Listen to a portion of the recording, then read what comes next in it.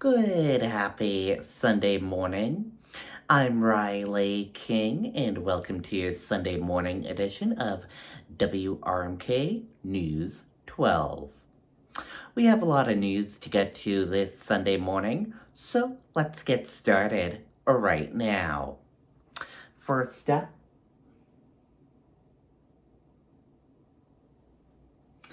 Soul Sister and Company hosts grand opening. Let's take a listen to that report from WABI 5 News. Soul Sisters and Company had their grand reopening in VZ today. Caitlin O'Connor has more. Carol McManus, a lawyer, was working full-time at a firm in Bangor when her dream came true and she opened her own shop in 2018. She opened Soul Sisters in Hampton, an upcycled gift shop. Unfortunately, due to COVID, they had to close in 2020, but Carol knew she wanted to try again. It just happened to find a place in November, and within a couple of weeks, we were open.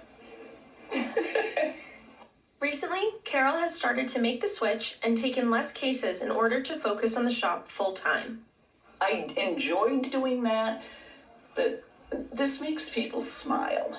Carol's vendors, known as The Company and the shop's name Soul Sisters and Company, have a wide array of items. They get their own rooms and sections to fill to the brim, curate, and decorate. So all of our vendors are different. Like one of them in particular buys out estates and ends up getting a lot of items that way. We have vendors that do like watercolors.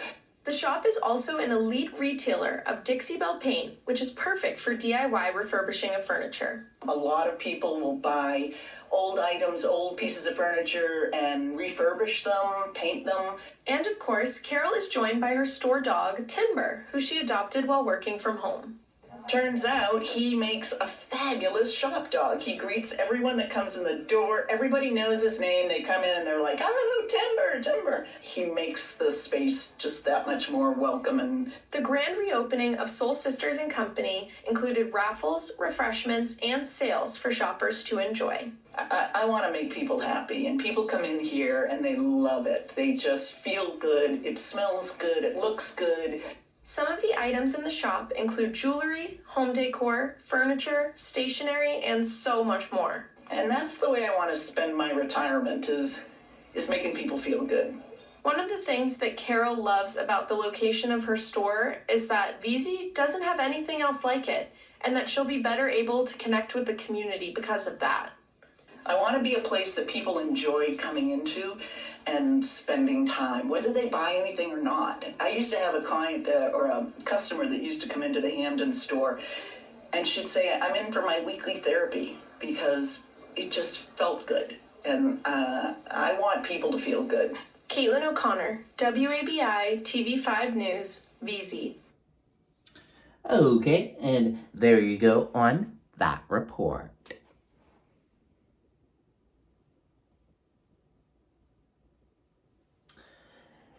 Bangor restaurant closing for renovations. Let's take a listen to that report, and we'll be rebranding.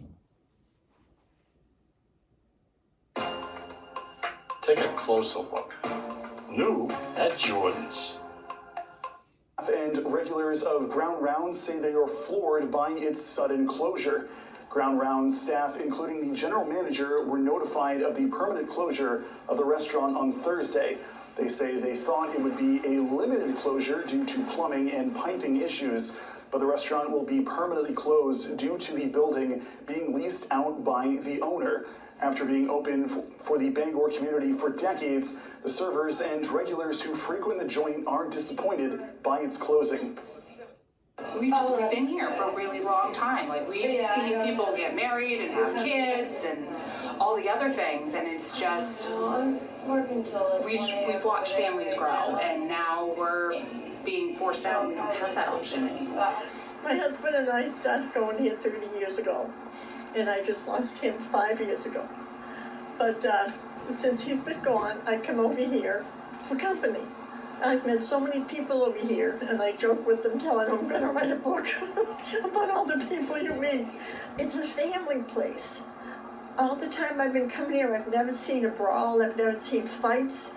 Everybody, it's husband and wife and kids and the military base.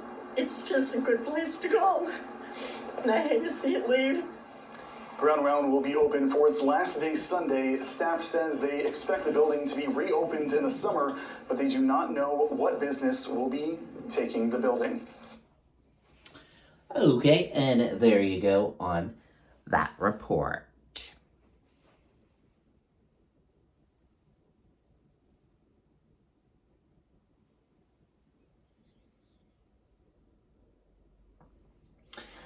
Five rescued in Denmark after falling through the ice. Let's take a listen to that report from WMTW News 8 Maine. New tonight, 5 people were safely rescued from Moose Pond in Denmark last evening after falling through the ice. The Denmark Fire Department says they received a call about people in need of a rescue around 5:30. Once crews arrived, they saw 5 people on the ice who were hypothermic. Rescuers used a sled to bring the 5 to shore, 1 to 2 people at a time. In just under an hour, the rescue was complete and all 5 people were taken to a local hospital. Okay, and there you go on that report.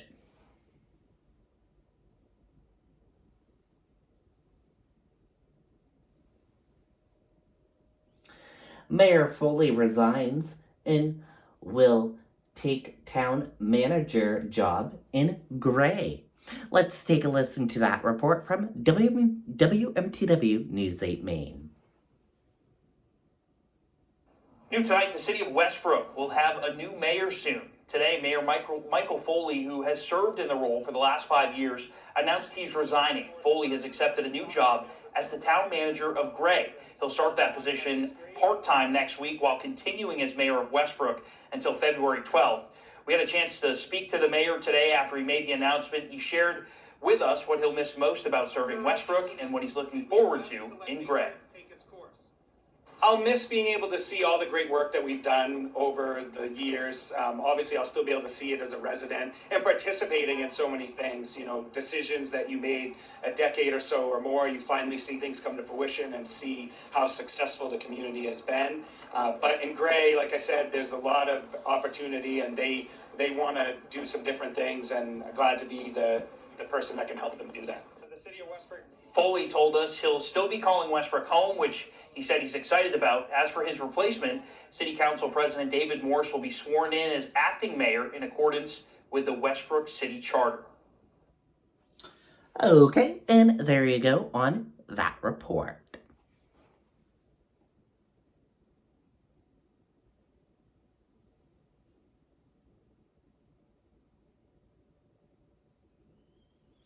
Maine Youth Fish and Games Family Ice Fishing Day, helping foster lifelong hobbies.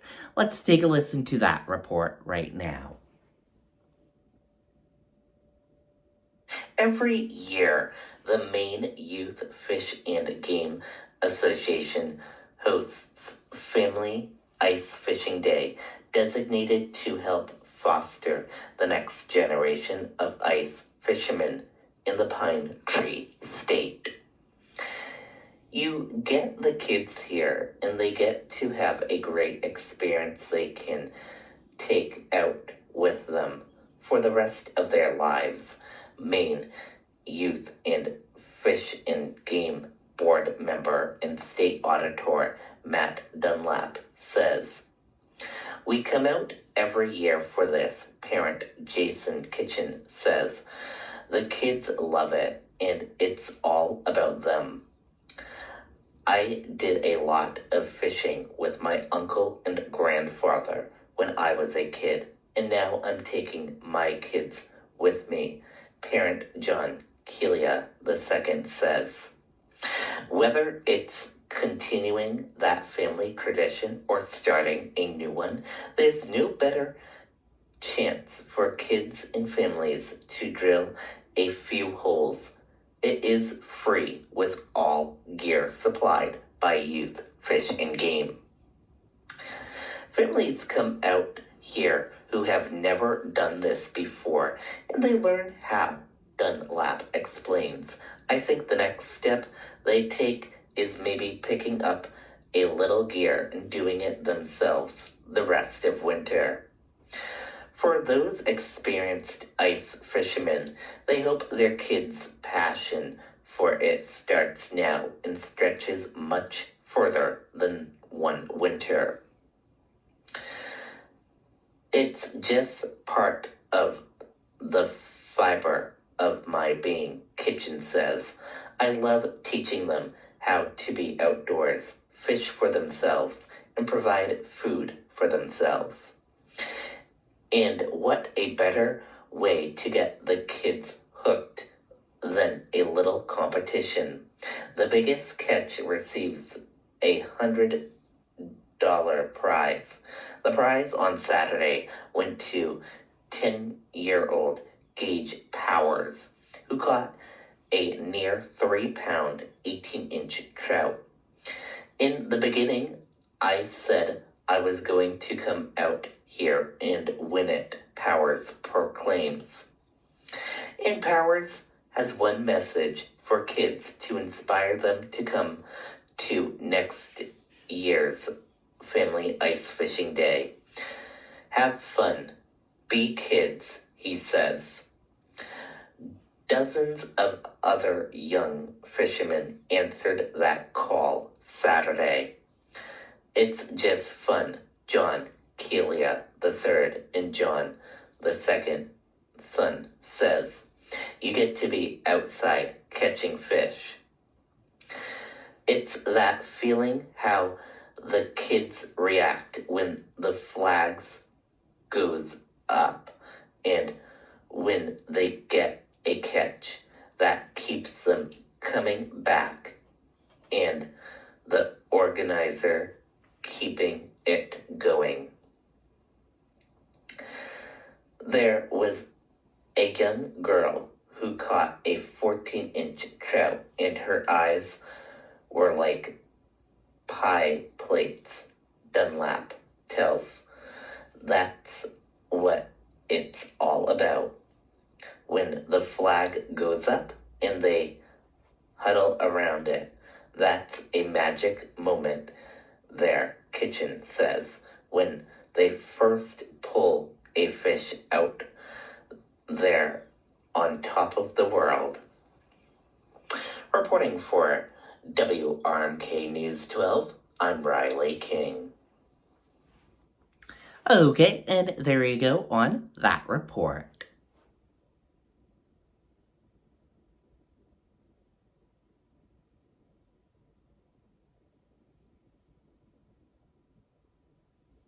Trump campaigns in Nevada ahead of the primary. Let's take a listen to that report from ABC News. The verdict against Trump coming just before he headed to Nevada to campaign this weekend for the next Republican contest.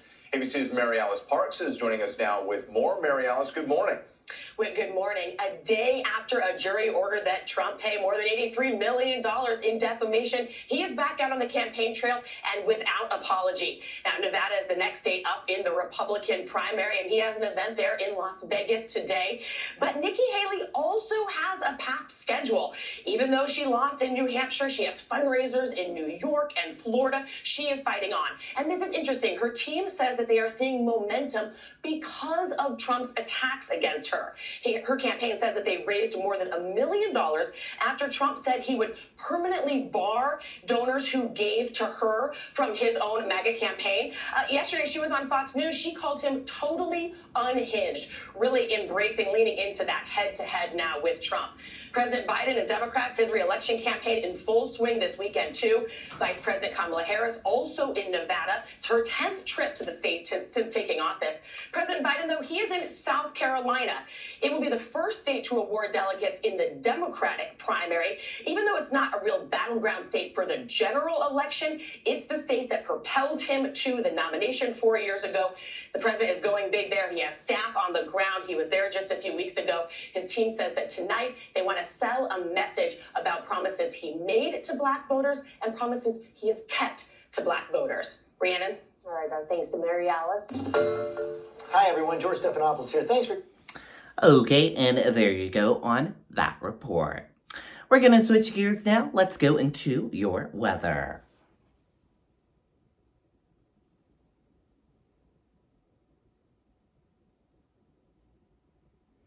And here is your weather now. Good morning, everyone. I'm meteorologist Riley King, and welcome to Riley's Kingdom of Weather, right here on WRMK News 12. Let's get started right now. Here's a look at your radar right now. As you can see, is all clear in Bangor, Maine. Your weather right now is 31 degrees and cloudy. And the weather for today and tonight, generally cloudy, high 37 degrees, winds light and variable. And tonight, cloudy with snow showers this evening and a steady snow likely after midnight. Low 31 degrees, winds north-northeast at 10 to 15 miles per hour. Chance of snow 80%. 1 to 3 inches of snow expected. And that does it for this edition of Riley's Kingdom of Weather right here on WRMK News 12. Thank you for tuning in and watching, and have a wonderful Sunday. Goodbye, everyone. Good morning. Okay, and there you go on that weather forecast. That does it for this morning edition of WRMK News 12 Morning Newscast. Thank you for tuning in and watching. Have a wonderful day, everyone, and see you back here later on today for another newscast. Goodbye.